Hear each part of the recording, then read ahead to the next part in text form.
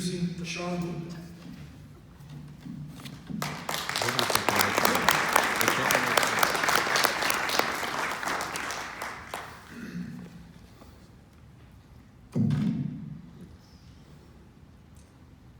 I'm very pleased to be here tonight and talk about U.S. Air Force Major Sean Booth. Lieutenant Colonel, yeah. I wrote this a few days ago. I know. It's only a couple days. That was my introductory joke. I had the pleasure of swimming with Sean for 4 years at this school, and I'm very excited to talk about his accomplishments.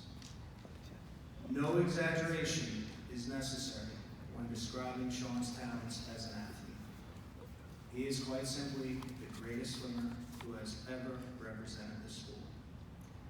His records still stand to this day, almost 30 years after he set them, and his success in the freestyle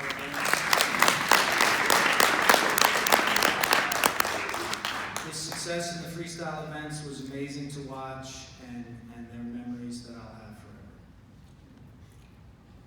forever. There's three parts to a swim race.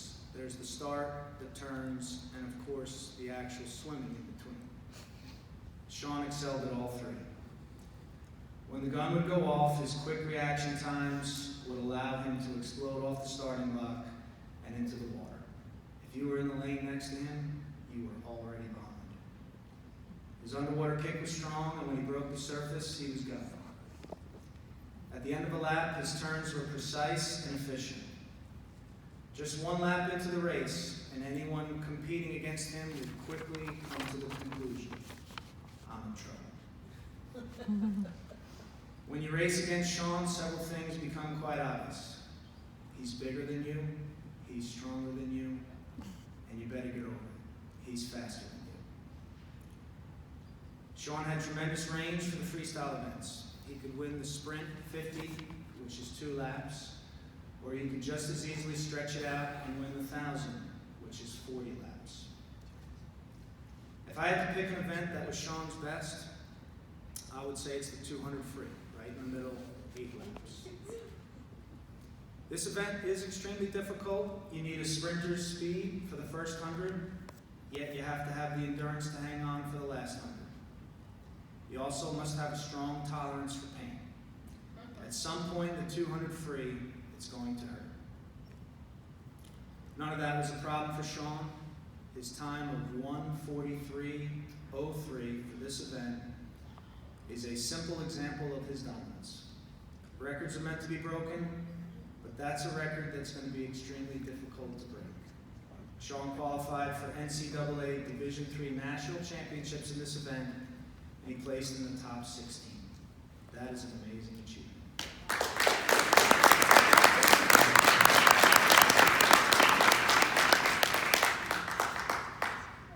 Sean's accomplishments don't just involve swimming in a pool. He is now a member of the United States Air Force and works as a combat rescue officer. His daily work schedule involves jumping out of airplanes and saving people's lives. On the night of April 24th, 2017, a call came in that there was an explosion on board a merchant vessel. People's lives were at stake. Help was needed immediately. Let's be clear, not just anyone is ready to raise their hand and go help. This type of rescue takes a special person who has trained extensively and is prepared both mentally and physically for the challenge. Sean was placed in charge of this mission, provided the leadership that was necessary to complete the task. The mission was a success, and 2 people's lives were saved. Sean was a tremendous athlete who was a great representative of this school. He's now a great representative of our country's military. I'm not surprised Sean was able to achieve this success in the Air Force. I had a front row seat to his greatness in college. Very proud to be here today to help induct him into our Athletic Hall of Fame. Our great college is known as first and foremost among maritime schools. We were founded in 1874, so we will always be first. with top-notch graduates like Kevin Mannix, Michael Nook, and Sean Vogel representing us, we will always be foremost. Sean, on behalf of all the alumni from the swim team and all of your shipmates from the class of 1992, congratulations on this recognition. You deserve it.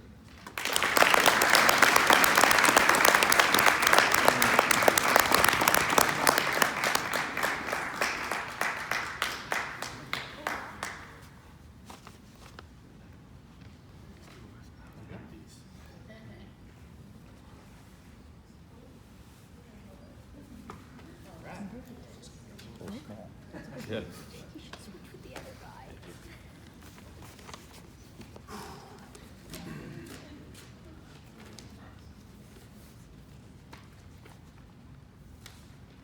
Yeah, that's humbling, actually. All this talk of greatness. I'm like, who's he talking about? Well, and my wife was probably like, yeah, well, love you, Donna. Yeah, I don't know where to begin. I mean, I have a little prepared remarks here, so I'll start there. But thank you, Drew. Thank you, members of the board. Thank you, Admiral. Congratulations to the other inductees in this class. This is a real honor for me, no question about it, especially since my wife and daughter are here. Donna and Maya, are here to witness this. And trust me, we'll be sure to bring you back down to earth when this is all wrapped up. Seriously, I love you. Thanks for making life fun and inspiring, especially you, Maya. To their glee, anytime I'm offered a few minutes to talk about myself, I'll jump at the chance. So here goes.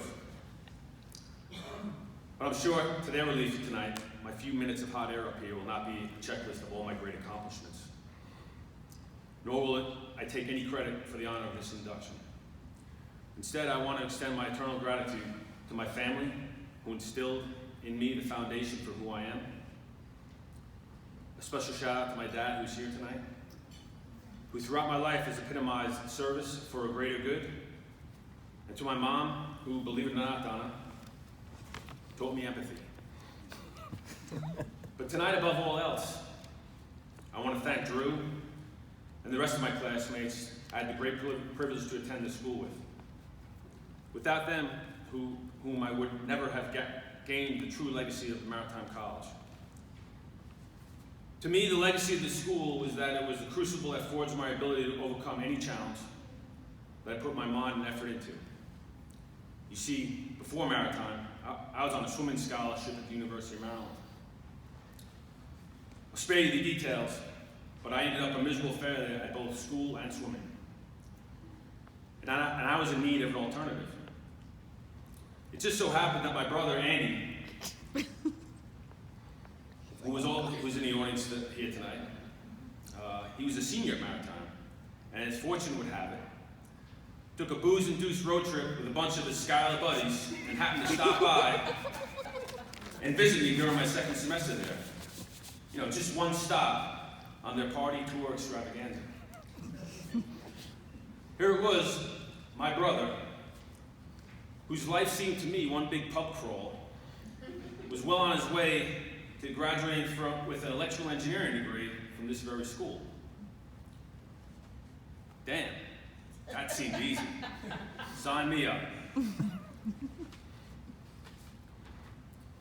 Now make no mistake, you know, when I quit, I quit Maryland with horrible grades.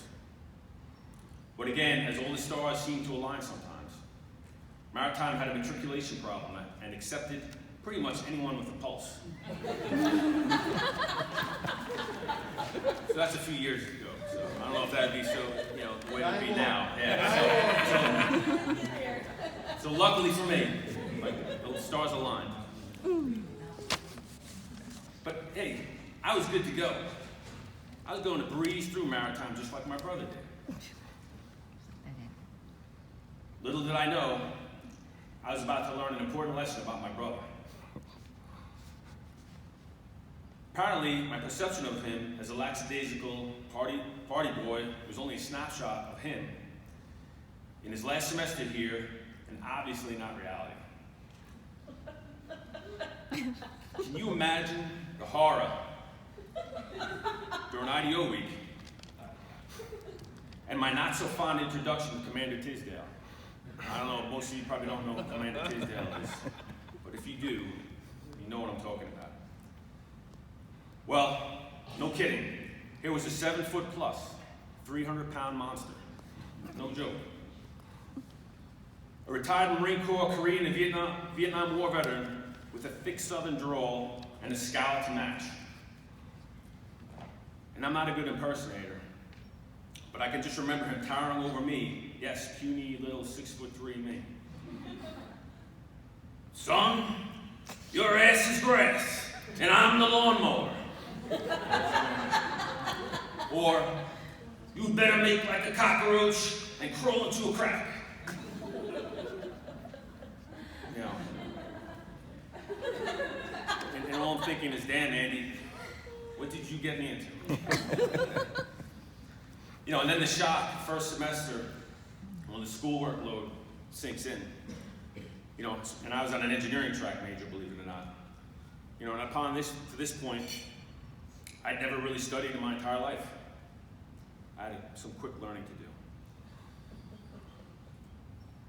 And finally, to make matters worse, I cashed in all my chips for my parents after my dismal performance as a son the prior year and had no easy escape out of this one. But then, an amazing thing happened. The adversity of IDO week and all that faced me seemed so overwhelming, but was also faced by the kids around me who were not my classmates. You see, the most important thing I learned over the next 4 years wasn't the calculus or physics or machine shop class. You know, while important part of the process, the most important thing I learned was that I could accomplish anything under adversity when I was able to connect with those around me. Drew and the rest of my classmates here at Maritime taught me that community with a sense of duty, purpose, and commitment can overpower all odds. And not only to get by, but to excel. I remember there was a saying we had to memorize while here. I'm sure you probably still have to memorize it. The C is selective. Slow at recognition of effort and aptitude, but fast in sinking the unfit. For those of you that are unfamiliar with that, it's the Reisenberg saying. Now I have to confess, I had to look up to find out who the author was because I'd forgotten that part of it. But I never have forgotten the words. It is obvious not just a saying about the sea, it's also a metaphor on life.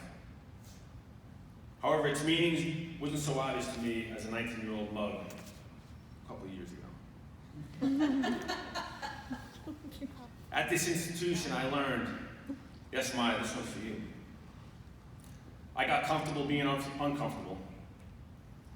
I can remember during freshman cruise being forced to muck out sludge tanks in some awful confined space tank beneath the bilge. And no kidding, 180-degree heat, 200% humidity. No. Maybe that's not possible anymore, but back then it was.